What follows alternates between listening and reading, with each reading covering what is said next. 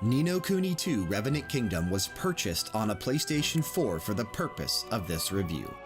It's been 5 years since Ni no Kuni Wrath of the White Witch, and I absolutely loved that game. It was, you know, it came out at a time on the PlayStation 3 when, you know, JRPGs, you know, they weren't really doing well at the time. And when Ni no Kuni 1 launched, I feel like it definitely helped spark a lot of, you know, it helped spark a lot of interest in JRPGs again. And the original Ni no Kuni is great. I love the original Ni no Kuni. It's so good. And obviously, you know, Level 5 is one of my all-time favorite JRPG makers. They're up there with Square Enix to me. You know, they're up there with Falcom to me. They're up there with, you know, all these great companies that actually can make JRPGs. Atlas is another one. They're up there with Atlas. Obviously, Level 5, you know, Dark Cloud, Rogue Galaxy, White Knight Chronicles. They also, the team behind Yokai Watch, that's what they do. They make these great games, and I really enjoy what they do. Obviously, I talk about it all the time. Dark Cloud and Dark Cloud 2 are two of my favorite JRPGs and games in general of all time. I absolutely love those games. Ni no Kuni is up there. Ni no Kuni is a great game, the original. I will have to say, Ni no Kuni 2, I don't think I enjoyed it as much as the original. I don't think I had as much fun with Ni no Kuni 2 Revenant Kingdom as I did with Ni no Kuni Wrath of the White Witch. There were a lot of things that I felt could have been better. The graphics, beautiful. They stuck with the Studio Ghibli art style. Obviously, Studio Ghibli had nothing to do with Ni no Kuni 2, but they did help with Ni no Kuni 1. They produced all of the actual cutscenes and that kind of stuff for the original Ni no Kuni. Not the case for Ni no Kuni 2, but they did stick with the same art style. They did, however, bring back the Joe Hisashi there. You saw him in the credits. He's the composer over at Studio Ghibli. He wrote the entire soundtrack for Ni no Kuni 1. He did return for Ni no Kuni 2, so, you know, they still kept that same, you know, the same sound quality, the same excellent compositions. The music in this game is incredible. I'm probably going to be playing tracks from this game on future episodes of BG Mania, whether it be radio hours or whether it be a complete episode or bonus episode, you know, actually specifically for Ni no Kuni 2 Revenant Kingdom. Gameplay-wise, obviously it was a lot different. You had Higgledies, and Higgledies are these little creatures you find at these stones, and you have to offer up an item to get them to join your party. Here's the thing about the Higgledies, though. I don't think they really made much of a difference, and that's unfortunate to me, because the enemies, not the enemies, the creatures that you know, that you went out and caught in the first game, much like Pokemon, the creatures that you went out and caught in the first game, I felt like they drastically changed the battles. Like, you know, the ones that you had to go find certain ones in order to actually overcome certain enemies, and you had to have a set party in order to overcome bosses. So it definitely made strategizing in the first game a lot harder, but it made it more fun. And here with the Higgledies, yeah, I probably could have played around with it some. I probably could have actually done some things differently to make fights easier later in the game. But I stuck with the 4 Higgledies that I originally started the game with. I never switched them out. And I never felt like actually, you know what? I lied. I switched them out once, but that was the only because I wanted more healing out of the Higgledies.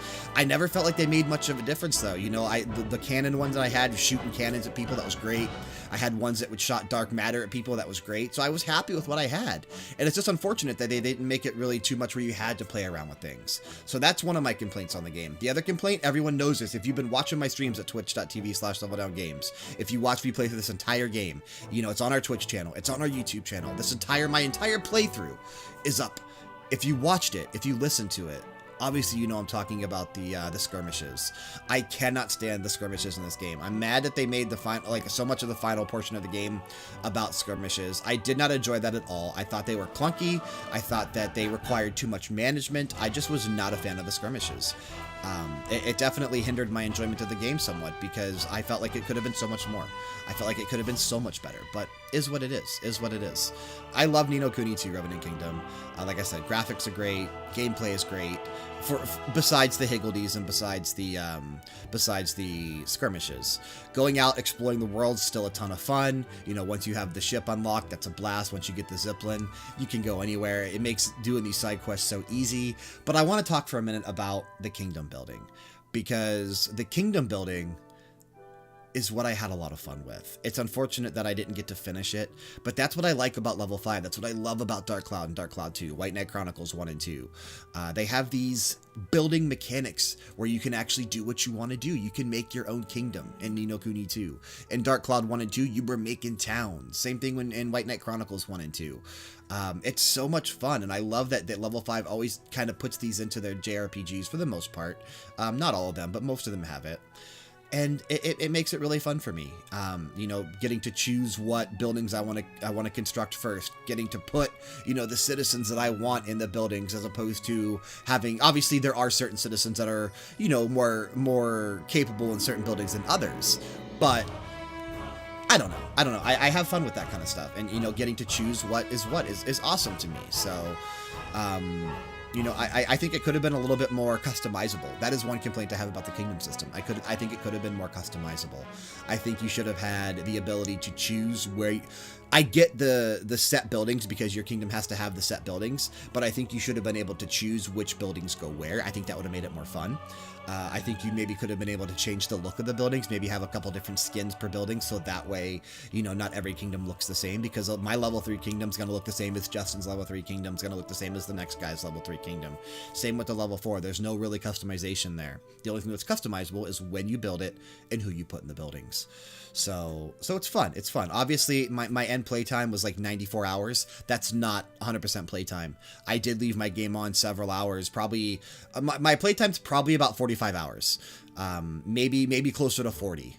Because I left my game on for a good chunk of time, almost about the half of the time, or almost double the time that I played the game, building King's Builders to keep leveling up my kingdom, to keep building things, to keep, you know, advancing my research, to keep advancing my, you know, my actual building developments, my settlements. I wanted to level those up as well.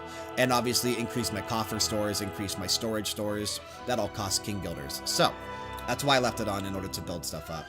If I wouldn't have done that, my playtime would probably say, I would say maybe 40 to 45 hours. I know I got longer than 30 hours out of this, because I know that some people are saying the game's only 30 hours. I did a good chunk of the side quests. I unlocked both trophies for doing more than 100 side quests. I did a good chunk of the, you know, finding the citizens and doing the Swifty Solution quests. So I had a lot of fun with this. I definitely took my time doing the side quests. I took my time doing it all. It was a blast. I had a lot of fun. So my official level down game score here for Ni no Kuni 2. And like I said, I think we're changing the way we do reviews. We're not going to go out of the 100-point system anymore. I think we're going to go back to the 10-point system, just because it makes more sense.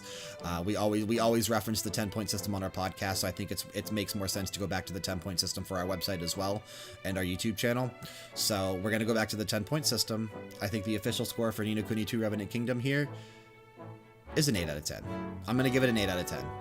Off the top of my head. I thought this was a fun game, but I think that it could have been better. It could have been a little bit better in certain areas. And, you know, my enjoyment, I had fun. I really, really had fun with this game. I couldn't ask for more. I could ask for more. I couldn't have asked for, for anything else, though. So I do like what Level 5 did here, and I am curious what they're going to do next. Are they going to do Ni no Kuni 3 next for Bandai Namco?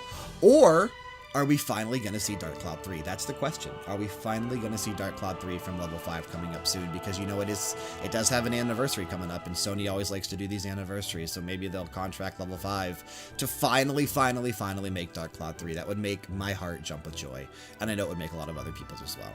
But this was a fun game. I definitely recommend this to any fan of JRPGs. I recommend this to any fan of Level 5. I recommend this to any fan of anime and Studio Ghibli. I think there's a lot to enjoy here. I think there's a lot to love. So definitely check this out.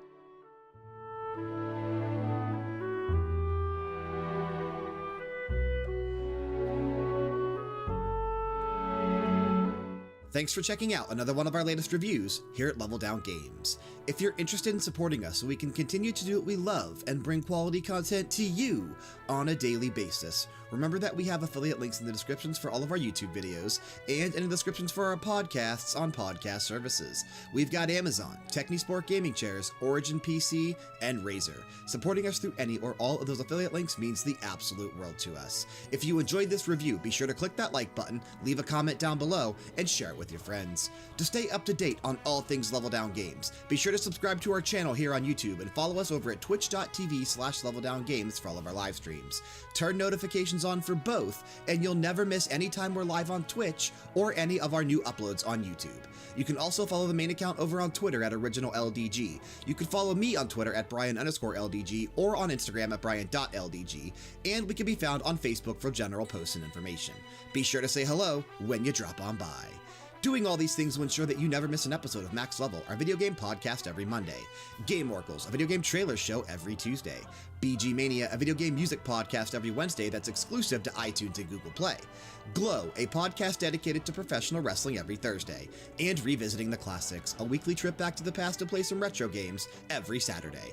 Plus, you'll have access to all of our video reviews, top 10 series, unboxings, let's plays, reaction videos, and so much more.